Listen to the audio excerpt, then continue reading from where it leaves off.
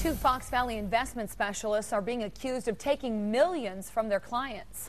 In a filing with federal court in Green Bay, the Securities and Exchange Commission is accusing the two men of receiving millions in kickbacks while their clients' investments are now appearing to be somewhat worthless.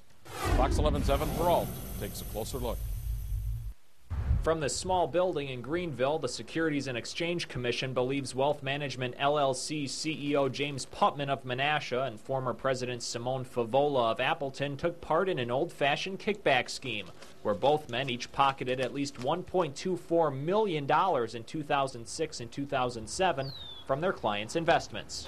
In its filing with the federal court, the SEC says the two men had their 400-plus clients invest about $102 million in 6 unregistered investment pools since 2003. They have real investments, but the investments are both illiquid and high risk in nature. They're not the sort of thing that that most of the investors bargained for. Specifically, the complaint alleges that in regular reports to investors, Wealth Management reported generally positive, remarkably consistent returns in those funds, when in reality the SEC says they were risky and speculative investments, such as in a water park and an oil drilling company. The complaint goes on to say Putman recently admitted to two investors that their accounts, both with reported values exceeding $600,000, may be worthless. Several of Wealth Management's clients, the complaint says, are elderly retirees who sought safe, low-risk investments. A federal judge has since frozen the assets of the firm and has appointed a receiver to analyze the company's affairs.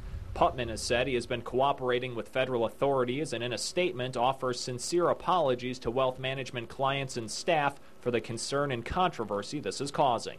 Favola, who resigned last October, could not be reached for comment. His lawyer wrote Fox 11 saying, "We believe the evidence will show that Mr. Favola acted in good faith and in the best interests of his clients in making investment decisions." The court filings state both men have signed promissory notes telling the SEC they're willing to pay back the $1.24 million in kickback payments. However, the SEC says the civil suit will still go forward as the complaint states the two men fraudulently overstated their funds' value and the funds appear to have little left.